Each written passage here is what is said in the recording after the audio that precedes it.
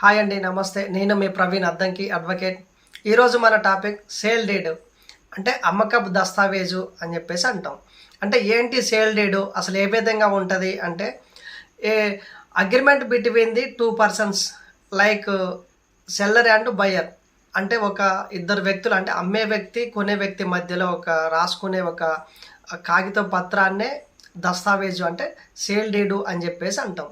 అంటే ఏ విధంగా రాస్తారు ఏంటి అంటే ఆ కొనే వ్యక్తి అమ్మే వ్యక్తి దగ్గరలో ఉండి ఆ అగ్రిమెంట్ అనేది రాపించాలి. అంటే ఎవరు అమ్ముతున్నారు, ఎవరు కొంటున్నారు అంటే పర్ఫెక్ట్గా ఉండాలి. దాంట్లో నాన్ జ్యుడిషియల్ ఒక పేపర్లో రాసేటప్పుడు ఏ వ్యక్తి అయితే అమ్ముతున్నాడు, ఏ వ్యక్తి కొంటున్నాడు, ఎంత ఎంత అమ్ముతున్నాడు, ఎంతకు అమ్ముతున్నాడు, ఆ డేటు, ఎంత అమౌంట్ కట్టారు, ఎంత అమౌంట్ కట్టాలి, అంటే దానికి సరౌండింగ్స్ ఏమున్నాయి, సరిహద్దులు అంటే తూర్పు, దక్షిణం, ఉత్తరం, పడమర ఇటు ఏ సరిహద్దులు ఉన్నాయి ఏంటి అనేది కంపల్సరీ దాంట్లో రాసుకోవాలి.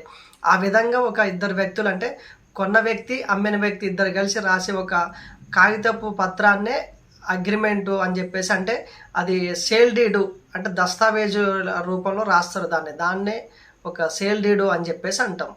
సో ఈ విధంగా సేల్ డీడ్ అంటే ఈ విధంగా ఉంటుంటుంది. అంటే ఏది కూడా పర్ఫెక్ట్గా అంటే కాగితపు రూపంలో, అంటే ఒక అగ్రిమెంట్ రూపంలో ఉంటుంది అనమాట. అలాంటప్పుడు ప్రాబ్లమ్స్ అనేది ఏమీ ఉండదు.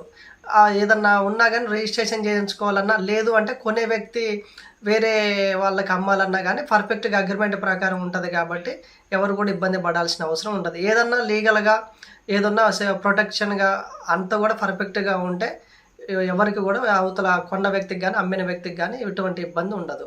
సో ఇలాంటి ఇన్ఫర్మేషన్ మీకు నచ్చినట్టయితే లైక్ చేయండి, షేర్ చేయండి, సబ్స్క్రైబ్ చేయండి. ఇంకా ఈ లీగల్ సంబంధించిన యొక్క ఇన్ఫర్మేషన్లు కానీ వీడియోస్ కానీ ఇంకా మీరు చూడాలనుకున్నా, తెలుసుకోవాలనుకున్నా మన ఛానల్ని లైక్ చేయండి, షేర్ చేయండి, సబ్స్క్రైబ్ చేయండి. Thank you very much.